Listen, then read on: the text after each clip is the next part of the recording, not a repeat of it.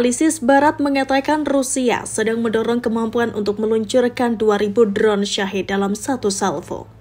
Ukraina telah dibombardir dengan peningkatan jumlah drone serang satu arah mencapai hingga 728 drone per malam. Dengan melonjaknya produksi Shahed Kremlin, Ukraina dan sekutunya akan membutuhkan pertahanan udara yang lebih murah. Kremlin sedang membangun jalan menuju kenyataan di mana mereka dapat segera meluncurkan 2.000 drone serang satu arah Shahed dalam satu malam, menurut dua penilaian Barat baru-baru ini. Mayor Jenderal Christian Froding, Komandan Staf Perencanaan dan Komando Kementerian Pertahanan Jerman mengatakan dalam sebuah wawancara dengan Bundeswehr bahwa Rusia berusaha untuk lebih meningkatkan kapasitas produksi Shahednya. Dalam penilaian terpisah Institute for the Study of War, sebuah lembaga kajian yang berbasis di Washington menulis bahwa penggunaan drone Shahed oleh Rusia per malam meningkat sebesar 31% setiap bulan pada bulan Juni dan Juli.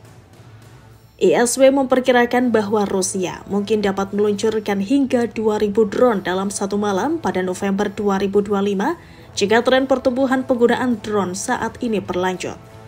Namun mereka menambahkan bahwa Rusia mungkin tidak akan mampu secara konsisten mempertahankan 2.000 peluncuran drone per hari.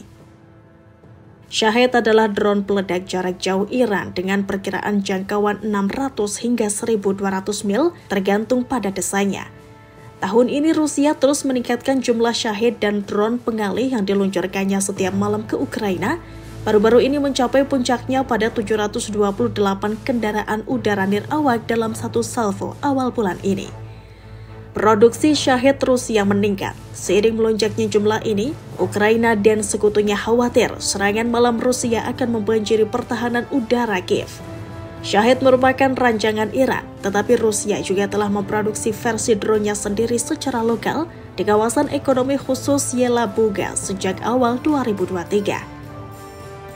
Pemerintah dan analis Barat mengatakan beberapa komponen penting untuk produksi berasal dari Tiongkok.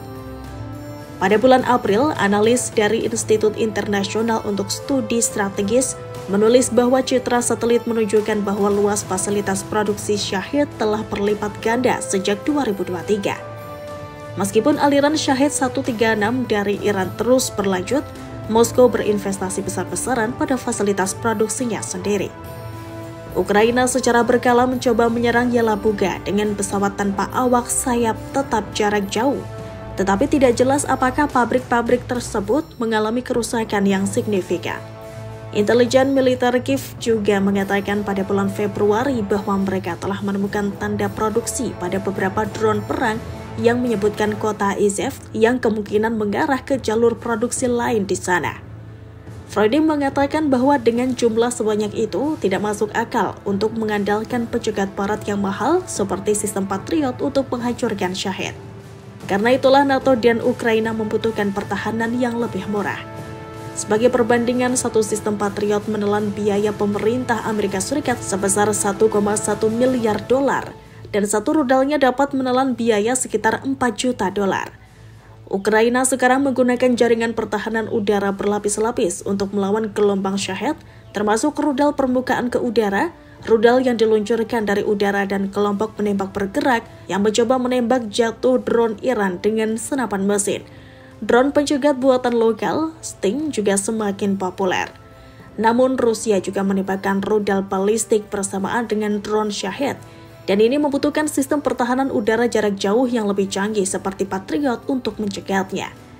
Kiev sedang berusaha membujuk Amerika Serikat dan sekutunya untuk menyediakan lebih banyak sistem Patriot.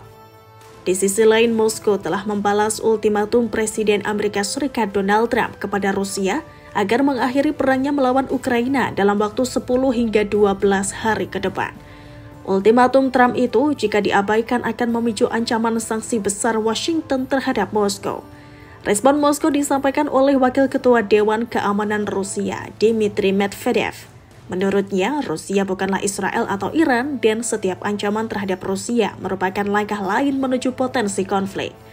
Ultimatum Trump disampaikan pada hari Senin saat mengunjungi Skotlandia. Saya akan menetapkan batas waktu baru sekitar 10 atau 12 hari dari hari ini. Tidak ada alasan untuk menunggu. "Saya ingin bermurah hati, tetapi kita tidak melihat kemajuan apapun," kata Trump yang duduk bersama Perdana Menteri Inggris Keir Starmer saat menyampaikan ultimatum terbaru tersebut. Itu adalah ultimatum kedua Trump terhadap Rusia.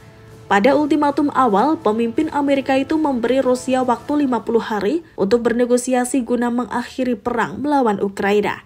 Jika menolak, dia mengancam akan mengenakan tarif 100% atas impor Rusia dan sanksi sekunder terhadap negara dan perusahaan yang terus berdagang dengan Rusia. Batas waktu awal tersebut seharusnya berakhir pada awal September mendatang, namun Trump sekarang memperpendek batas waktunya. Medvedev yang pernah menjabat sebagai presiden Rusia mengatakan Trump bermain ultimatum dengan Rusia 50 hari atau 10 hari. Dalam sebuah unggahan di X, orang dekat Presiden Vladimir Putin ini menyarankan agar Trump mengingat dua hal. Pertama, bahwa Rusia bukanlah Israel atau bahkan Iran. Dan kedua, bahwa setiap ultimatum baru merupakan ancaman dan langkah menuju permusuhan antara Rusia dan Amerika Serikat. Meskipun Trump telah kembali melibatkan Rusia secara diplomatis dan mendorong Kiev untuk memasuki perundingan damai langsung dengan Moskow, dia semakin menunjukkan ketidaksabarannya dengan kecepatan negosiasi. Awal bulan ini setelah mengeluarkan ultimatum awalnya, Presiden Amerika Serikat itu melanjutkan bantuan militer ke Ukraina melalui NATO. Rusia telah lama mengecam pasokan senjata blok militer pimpinan Amerika Serikat ke Ukraina, dengan alasan mereka menjadikan sponsor baratnya Kiev sebagai pihak dalam konflik tersebut yang dianggap Moskow sebagai perang proksi. Menteri Luar Negeri Rusia Sergei Lavrov mengatakan bahwa meskipun Rusia pada dasarnya berperang melawan seluruh Barat sendirian, dan Rusia tidak akan mundur dari tuntutan keamanan utamanya dalam konflik tersebut. Sedikitnya 25 orang dilaporkan tewas dalam serangkaian serangan udara Rusia yang mengguncang Ukraina pada malam hingga Selasa 29 Juli pagi. Serangan itu menargetkan penjara, rumah sakit, dan warga sipil yang tengah mengantre bantuan kemanusiaan. Serangan paling mematikan terjadi di lembaga permasyarakatan Pilenk di wilayah Zaporizhia, Ukraina Selatan, di mana 16 narapidana tewas dan lebih dari 50 lainnya terluka. Menurut Kementerian Kehakiman Ukraina, 4 bom meluncur menghantam area ruang makan, kantor administrasi, dan zona karantina di penjara tersebut menjelang tengah malam. Sebanyak 44 korban luka harus dilarikan ke rumah sakit. Serangan ini terjadi bersamaan dengan pernyataan Rusia bahwa pasukannya berhasil menembus lebih dalam ke wilayah Ukraina. Moskow mengklaim telah merebut desa Malivka setelah sebelumnya menguasai satu desa di wilayah Dnipropetrovsk, namun pihak Ukraina membantah klaim tersebut. Rusia telah lama mengklaim menganeksasi 4 wilayah tenggara Ukraina, termasuk Zaporizhia, meskipun secara faktual Moskow belum sepenuhnya menguasai kawasan tersebut.